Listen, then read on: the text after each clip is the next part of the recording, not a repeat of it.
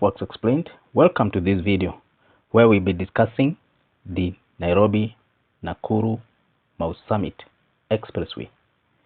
This is a proposed road which will link Nairobi to Nakuru and onwards to Western Kenya, and this road represents one of the most ambitious road infrastructure undertakings in the Kenya's recent history. It is a planned the road is planned under the public-private partnership PPP model, and the project is expected to ease chronic congestions, reduce accidents, as well as improve connectivity along a corridor that serves as a critical artery for trade and mobility in the East African region. Yet, as with most large infrastructure projects, it has triggered intense debate. Residents in Naivasha, motorist associations, local traders, local leaders, all have expressed concern ranging from tolling charges to accessibility as well as safety features.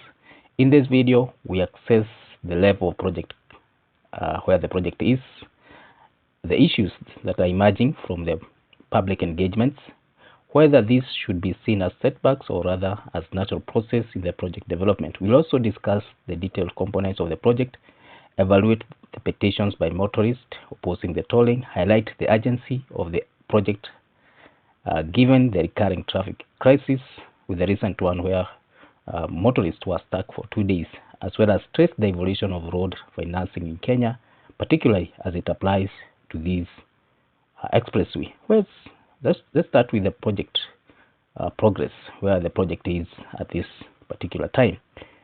The expressway is presently at feasibility and design refinement stage, and it's edging closer to implementation. What's the evidence to talk about this timeline? The project has not yet broken ground. Public participation forum are still ongoing, and Kenya National Highway Authority has confirmed that the design work is continuing following a feasibility study. Treasury officials, including the CS John Bandy, have said proposals have been submitted and approvals are pending. This means that the project has moved beyond feasibility but has not yet reached construction. The space in between is typically called the design refinement or preliminary design stage. So what happens in this stage? In infrastructure project management, after feasibility study prove that the technical and economic viability of the road are good, the next step is to prepare detailed design. This includes finalizing the road alignment, where the lanes, toll stations, and interchanges will sit. Then there is assessing traffic flow models to determine whether to use 4, 6, or more lanes in various segments, integrating community input such as service lanes, underpasses, as well as bridges. Then there is determination of the exact location of toll plazas and whether to provide alternative routes. And then there is updating of cost estimates and structuring the PPP concession agreement. At this stage, designs are refined rather than fixed, meaning stakeholder input still has a direct impact on the final layout. Going back to where the project is, a feasibility study conducted a decade ago identified the corridor as one of the most dangerous and congested highways in the country. Since then, the need for urgency has only grown more urgent. Preliminary design works are currently underway, and Kenya National Highway Authority Kenya is gathering input from residents as well as stakeholders along the highway. 2 Chinese companies working in partnership with National Social Security Fund and NSSF have submitted proposals to undertake the work under the PPP framework. Treasury officials have confirmed that discussions are at an advanced stage, though final approvals remain pending. The project is expected to break ground before the end of the year, with completion envisaged by 2027. Now let's have a closer look on detailed components of this project. The project involves upgrading approximately 170 to 223 kilometers of Nakuru Summit Nairobi corridor, and this will be turned into a dual carriageway with 4 to 6 lanes depending on traffic demand. Service lanes will also be available. Pedestrian footbridges, underpasses are to be integrated into the design to ensure safe crossing as well as local access, especially for residents and school-going children in areas adjacent to the highway. The expansion is also incorporating the construction of toll stations under the long-term concession period of 30 years.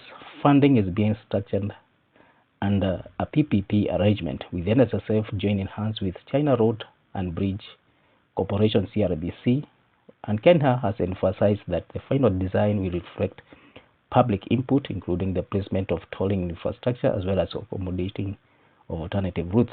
What are the issues being raised through the stakeholder forums that Kenya is organizing? The most contentious issues arising from stakeholders forum has been the introduction of tolling. The residents and the Motorists Association of Kenya argue that tolls amount to double taxation, given that the road users already contribute through fuel levy. The argument has been that tolling amounts to double taxation, given that road users have already contributed through fuel levy earmarked for road maintenance and construction. The association has filed a petition challenging the tolling plan, insisting that it burdens motorists unfairly. Beyond tolling, residents have also demanded the inclusion of service lanes and footbridges to safeguard access to homes and schools, particularly in densely populated sections. Others have questioned the transparency of procurement process, citing the earlier cancellation of French-led contract, and are arguing that the government should publish details of the financial structure and commitment under the current PPP model. Local leaders have also called for assurances that the project will generate employment, business opportunities, as well as for the communities along the corridor. So can we call these setbacks? Not at all, but these are just normal governance issues. These issues, though heated, should not be misconstrued as setback. In project management practice, stakeholder resistance and petitions are part of normal life cycle of large infrastructure projects. They serve as vital checks that compel project sponsors to refine their design, enhance transparency, and as well as incorporate community safeguards. By servicing concerns about tolls, access, safety, residents are ensuring that the project evolves in a way that reflects local needs and maximizes public acceptance. Far from delaying progress, these engagements add resilience and legitimacy to the project, laying the groundwork for long-term sustainability. How can these issues be resolved? The concerns raised can be addressed through a combination of design modification and policy adjustment. Tolling need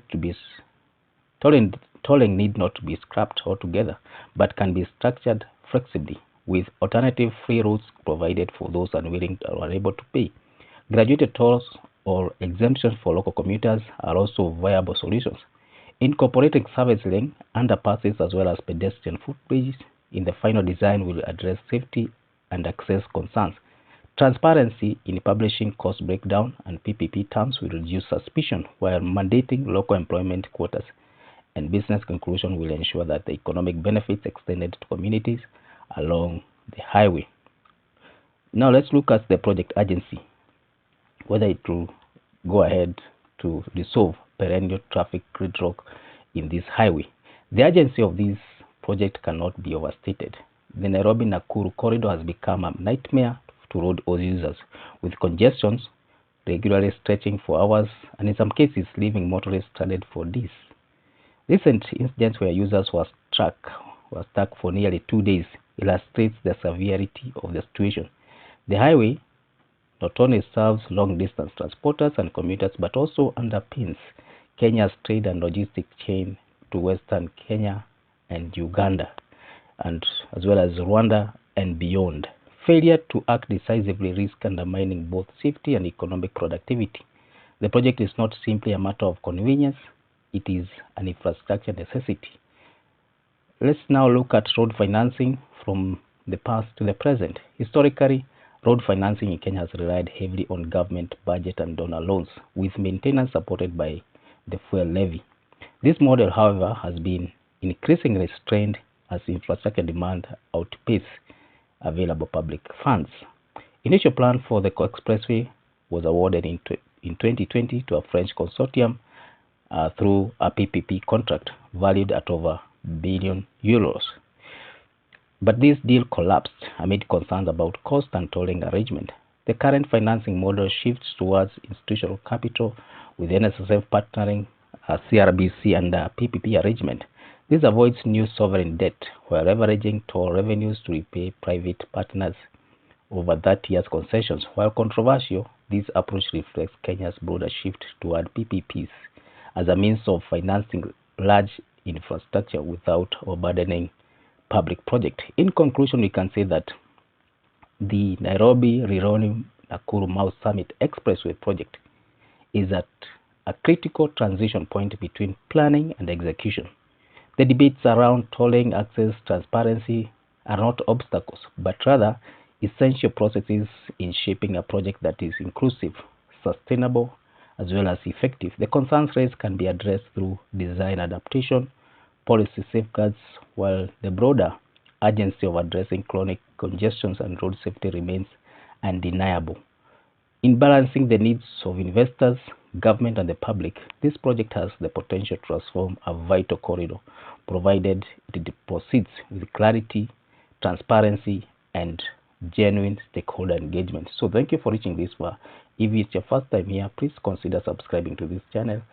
You can also hit the notification bell so that when we upload a new video, you are notified. Watch other videos that you have made on this project and other projects in Kenya and beyond.